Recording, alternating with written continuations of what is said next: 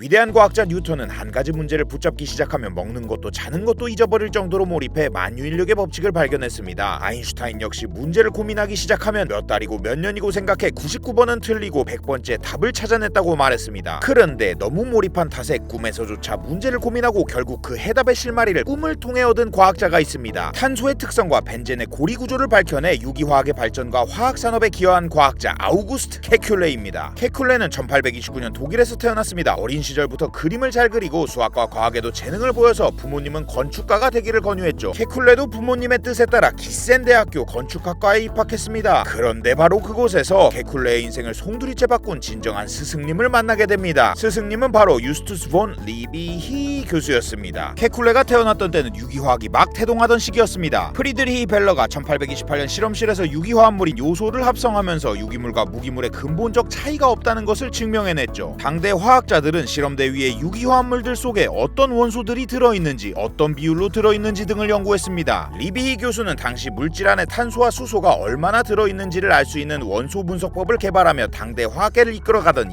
인싸과학자였습니다. 케큘레는 세계 각국에서 모인 대학원생들로 북적북적거리는 실험실과 열정 넘치는 리비히의 강의를 보며 세상 핫한 과학이다를 깨닫고 과감히 진로를 바꿔버립니다. 케큘레가 특히 궁금해했던 원소는 탄소였습니다. 탄소는 대부분의 유기물 속에서 발견되는 핵심 원소인데요. 탄소가 다른 원소들과 어떻게 결합하는지, 어떤 구조를 이루는지에 따라 유기물의 특성이 매우 달라지기 때문에 아주 중요하다고 할 수 있습니다. 케큘레는 파리 유학을 거쳐 스위스와 런던에서 박사 후 과정 시절을 보내며 원소의 결합에 대해 끊임없이 고민했습니다. 그러던 어느 늦은 밤 케큘레가 버스를 타고 집에 돌아가던 길 깜빡 잠에 들었습니다. 꿈속에서 케큘레의 눈앞에 원자들이 정신없이 뛰어다녔습니다. 두 개의 원자가 서로 한 쌍이 되고 더 큰 원자가 이 한 쌍을 껴안고 그 다음 또 더 큰 원자가 나타나면서 사슬을 만드는 모습이었습니다. 이게 웬 꿈이야 하고 넘길 수도 있었지만 이게 중요한 발견일 수도 있겠다는 것을 직감한 케큘레는 꿈을 하나씩 떠올리며 본인의 지식을 적용하기 시작했습니다. 수소는 딱 하나의 다른 원소와 결합할 수 있고 산소는 두 개의 다른 원소와 결합할 수 있습니다. 그런데 꿈속에 나타난 커다란 원자는 네 개의 원소를 붙잡아 쭉 사슬처럼 연결됐던 것이죠. 이것이 바로 탄소 원자인 것입니다. 탄소의 팔이 4개나 되다 보니 탄소는 수소나 산소, 질소, 염소 등 다른 원소와 결합해 입체적인 구조를 만들 수 있고 탄소끼리 쭉 연결되면 기다란 사슬을 만들 수도 있습니다. 원소들을 배열할 수 있는 경우의 수가 많아서 수많은 화합물들을 만들 수 있었죠. 덕분에 탄소가 유기화합물의 중심이 되는 원소라는 것을 설명해낸 것입니다. 케큘레가 탄소 구조론을 발표하고 난 후 그의 인생이 활짝 피기 시작합니다. 겐트 대학의 초빙 교수로 임용되며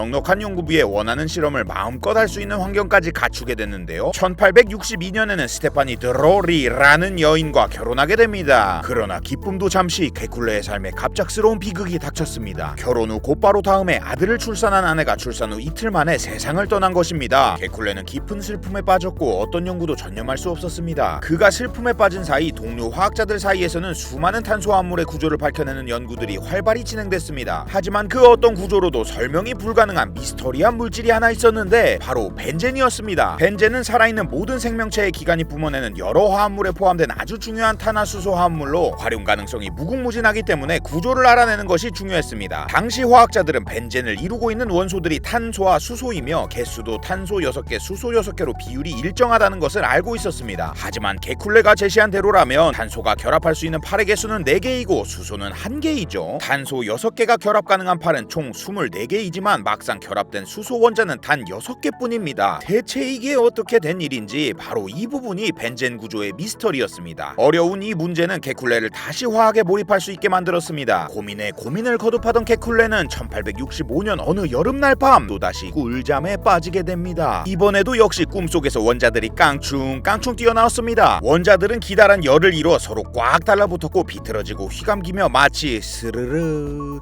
스네이크 뱀처럼 움직였습니다. 그리고는 갑자기 뱀이 자신의 꼬리를 덥석 물더니 입과 꼬리가 연결돼 고리 모양으로 눈앞에서 빙빙 도는 것입니다. 놀라서 어이구 잠에서 깨어난 케큘레 연필을 들고 탄소 원자를 그렸습니다. 각 탄소 원자는 4개의 결합선을 가지고 있어 한쪽에 이중 결합을 낀 채로 다음 탄소와 연결됩니다. 그리고 짝이 없는 맨 앞 탄소와 마지막 탄소를 고리처럼 이으면 육각형의 완벽한 고리 모양이 완성됩니다. 케쿨레는 이를 정리해 1865년 벤젠의 고리 구조를 세상에 발표했습니다. 이 정도면 꿀잠 인정?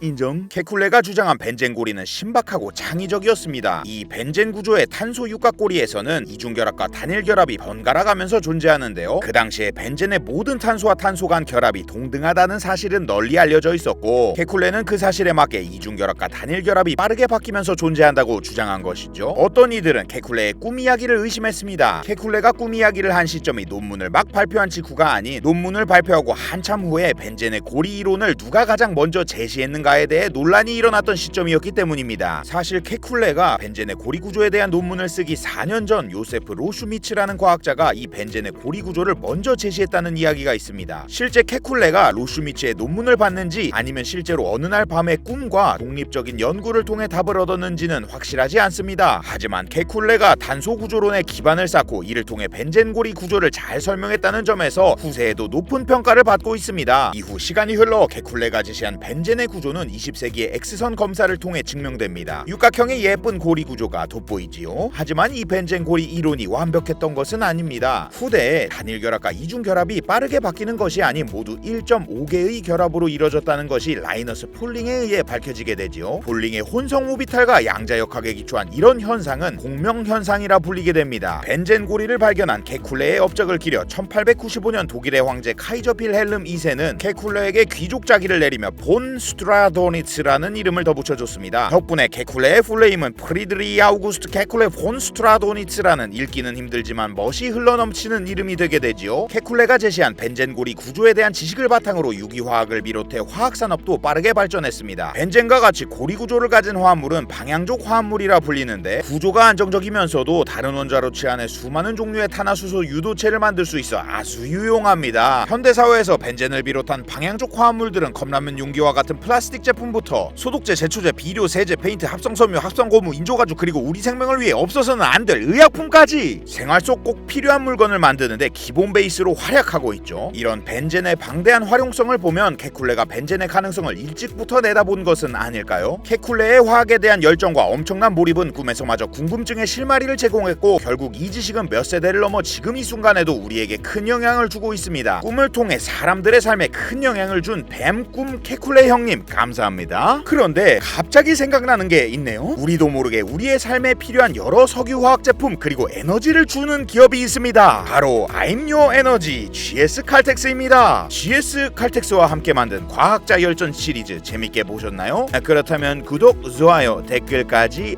자르륵 부탁드리겠습니다. 이야기였습니다.